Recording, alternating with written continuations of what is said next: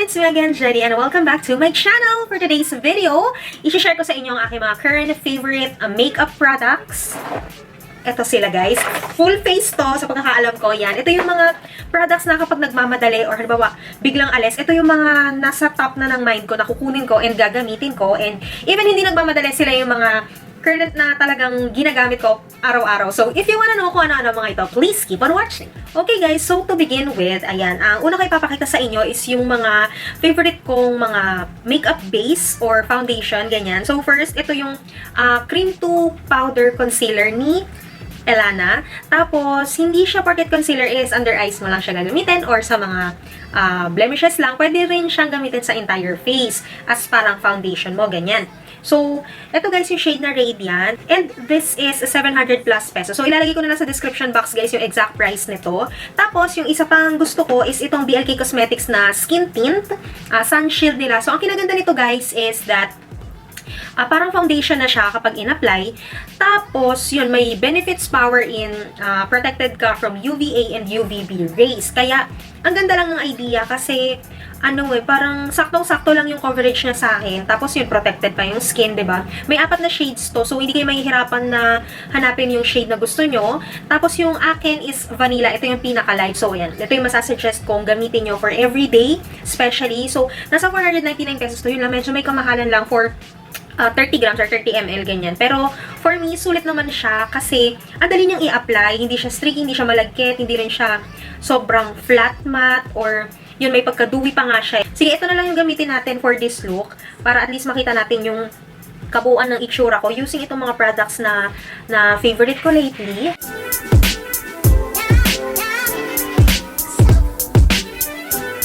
Next product na madalas kong gamitin lately is itong from Loreal, itong Infallible Full Wear Concealer. This is 450 pesos. Tapos available siya sa lahat ng boutique ng Loreal. So, favorite ko to for spot concealing and even pang hide or pang conceal ng dark circles ko kasi sobrang full coverage nito guys.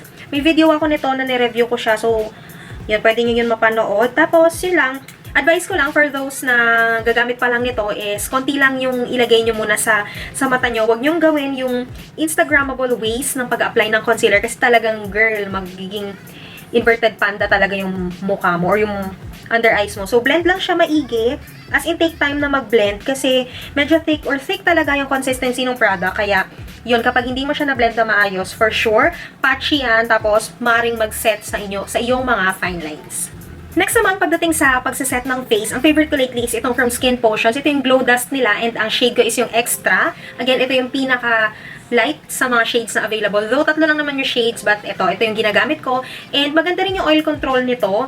Plus, ang ganda ng effect niya sa face kapag lumapat na or medyo parang pinapawis-pawisan ka na. Kasi, instantly, medyo parang dewy yung effect mo, though hindi naman sobrang-sobra. So, yan, ito yung isa sa mga favorite kong ginagamit lately. Yun lang, medyo nahihirapan lang ako i-handle siya dun sa packaging niya kasi sumasabog talaga siya pag ino-open. So, yun, alam ko nagpalit ng packaging si SkinPotions for this product. Kaya lang, hindi ko lang alam kung okay ba yung control dun sa product, pag-dispense ng product. But nevertheless, guys, sobrang ganda nitong powder na to. Nilalagay ko siya especially sa ilalim ng mata ko kasi parang naka-highlight din niya yung under eyes ko. Yan, tas mausbok lang talaga siya, pero sobrang nagugustuhan ko yung finish nito sa balat ko, kaya favorite ko siya. So, this is 399 pesos. Ayan, yung mga favorite ko medyo may kamahalan lang ng konti, pero quality naman, tsaka maganda naman talaga yung product. This can mimic as a highlighter din actually, kasi enough yung glow niya para, kapalan mo lang ng konti, parang may highlighter ka na agad. So, yeah, I suggest kumuha kayo nito. And, matipid naman siya gamitin kasi konti lang, nako-cover naman na agad yung face. Next naman ay magkilay tayo. So, ang favorite ko lately is itong Bilena na Matic Brow Liner in the shade Latte. So, this is 180 pesos. Tapos guys, sobrang creamy ng product na to. Pero, for me, enough lang siya para ma-hold yung buhok ng mga kilay ko or yung mga buhok ng kilay ko. Yan. So, nilalagay ko lang siya, ina-outline ko lang muna, tapos pinang-fill in ko siya. Yung lagkit niya, tama lang. Parang gumamit ka rin ng grooming gel. Parang nasa-stiff niya yung mga buhok ng kilay. So, for me, saktong-sakto lang yung pagka-creamy niya. Though yung iba baka hindi to magustuhan. Kapag napakapal kasi yung lagay, nagiging na talaga siya, waxy or nagiging sobrang parang creamy na siya. So, still kahit na manageable siya, yun, ingatan nyo pa din na huwag mapasobra ng bongga. Sobrang affordable din niya, 180 lang. Yun nga lang, wala siyang kasamang mga like spoolie or pang blend na ibang tool. So, yan, gumagamit ako ng hiwalay na spoolie to blend the product. Next naman guys, pagdating sa eyeshadow, alam nyo na kung ano pipiliin ko. Ito yung Play to Slay palette from Careline. Ayan, combination of glittery shades, tapos meron ding mga matte.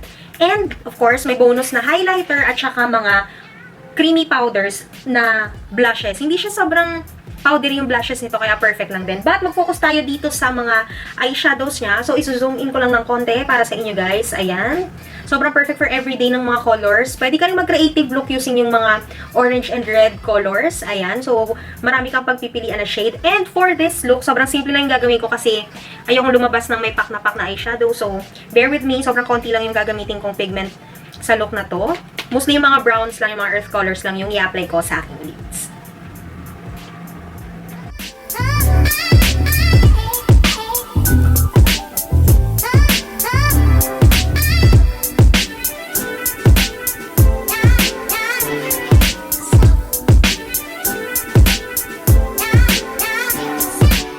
Next naman for my eyeliner, hindi pa rin napapalitan yung favorite ko and lagi ko pa rin siyang favorite. Ito yung Graph Ink Liner from Careline, 165 lang. So, feeling ko buong bansa, lahat ng nagme-makeup meron na nito. So, alam nyo na kung bakit. Sobrang favorite ko to. Sobrang black niya. Tapos, nagsiset siya agad and hindi siya mahirap gamitin dahil dun sa kanyang parang pentel pen na tip. Ayan. So, as you can see, diba? Sobrang dark as in.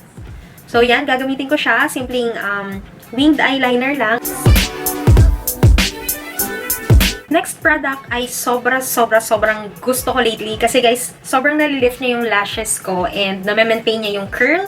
This is the L'Oreal Voluminous Lash Paradise Waterproof Mascara. So, eto guys, 550 pesos. Medyo mahal lang. Parang ano na siya, sabagay, yung mini ni Benefit nasa 800 pesos ganyan. So, sulit pa rin, 550 pesos. And, yan, ganun lang, i-curl ko lang ulit ng matagal yung lashes ko para, yun, isang technique din kasi yan, guys, para talagang ma-maintain nung pilikmata nyo yung kulot. Tiyagain nyo talaga na nag-take time kayo kahit paano mag-curl. And, yun, as you can see, maganda talaga yung result niya throughout the day. Tapos, yun, apply nyo lang to, enough amount lang. Wag din sobrang dami kasi may tendency mag-clumpy itong mascara na to pag sobrang dami yung nilalagay. Kasi medyo basa siya based on my experience. And yung iba nga hindi to gusto kasi yun nga medyo wet siya. So, yun lang. Saktong-sakto lang yung ilagay nyo. And lagyan nyo rin yung lower lashes nyo para buhay na buhay yung inyong mata.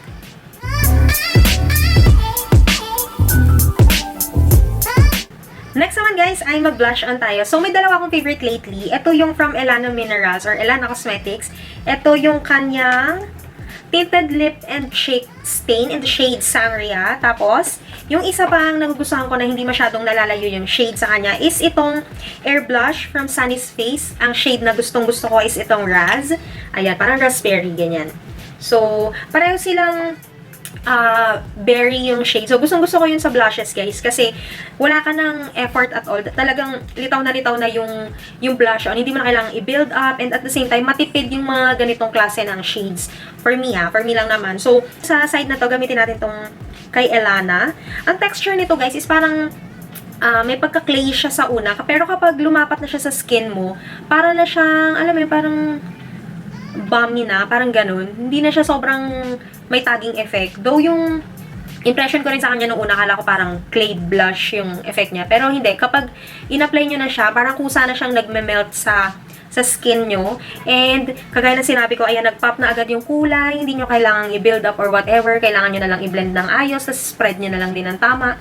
And yung ganitong mga shades, perfect siya for drunk blush look. Ang hindi nalalaos na drunk blush look. At bawat estudyante ngayon, naka-drunk blush look na rin. So, ayan. So, this is the shade Sangria from Ellana. Tapos, dito naman sa kabila, gamitin natin tong Razz. Ayan. So,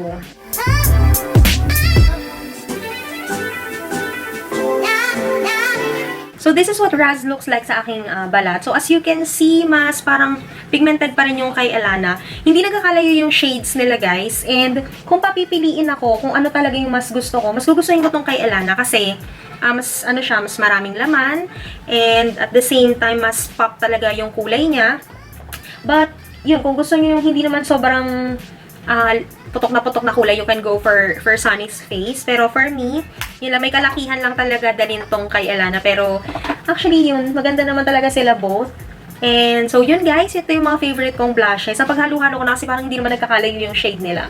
And, napala this one retails for 449 pesos. Tapos, itong air blush is nasa 445 ba? Parang ganon. So, may kamahalan sila pareho. Pero, ang kinagusto ko talaga is, ang ganda ng kulay na naibibigay nila. Mas long-lasting kay Ellana, mind you guys. Mas madaling mabura, mas madaling matanggal yung kay Sunnies.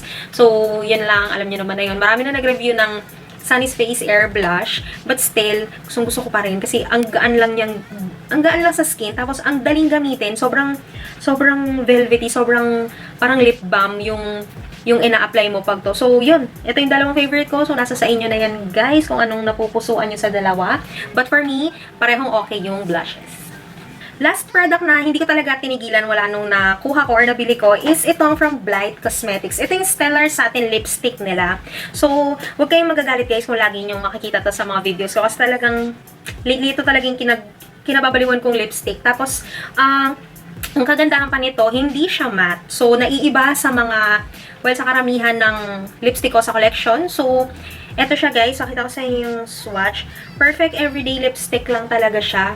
Ayan. So, pag binlend mo siya, ayan siya. Actually, pwede rin tong blush. Parang dewy blush. Tatry ko nga. Pero for now, gagamitin ko muna siya sa aking lips. Ang kinaganda pa nito guys is that kahit basa siya or creamy or satin nga, hindi siya sobrang bigat sa lips or hindi ka parang nangudngud sa mantika, ganyang levels. Sobrang sakto lang din. And one time, ginamit ko siya, tapos hindi ako kumain ng kahit ano, hindi rin ako uminom, napabayaan ko lang talaga siya, sobrang busy ko. Tapos, napansin ko na parang, nanlilesen yung pagka-oily niya, or yung pagka-glossy ng effect niya. Parang nagsistick well siya dun sa lips ko, and parang makintab na matte, alam mo yun, parang ganun. Hindi siya sobrang bigat sa lips, and yun na, ang kagandahan, nung hindi ko siya ginalaw, parang nag-turn into a little matte naman siya. So, yun. Pwede niya rin dampi-dampian ng tissue kung medyo basa yung formula for you.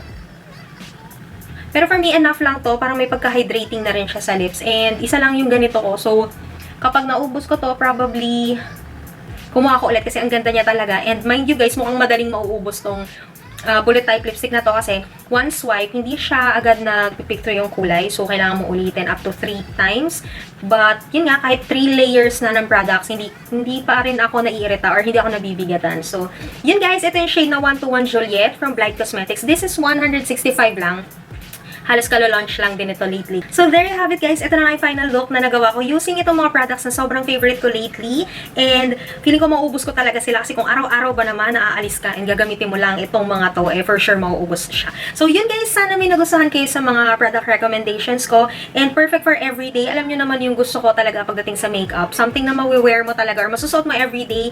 And, hindi yung parang pagsisisihan mo ba't binili mo kasi hindi mo talaga magagamit araw-araw. So, yun guys. Yun yung kinaganda ng mga products na favorite ko at the moment. Tapos yung iba dito guys, nireview ko alone. So, ililink ko rin sa description box yung videos para in-depth mas maintindihan nyo and mas makuha nyo kung bakit gustong-gusto ko yung products na to. And yun guys, sobrang thank you for watching. Lahat ng mga information, surely ilalagay ko sa description box. And if you want to follow me on my social media accounts, I'm Jedi Sison sa Instagram, sa Facebook, and sa Twitter. And don't forget to subscribe dito sa aking channel. And hopefully magkita-kita tayo ulit sa mga susunod ko pang video.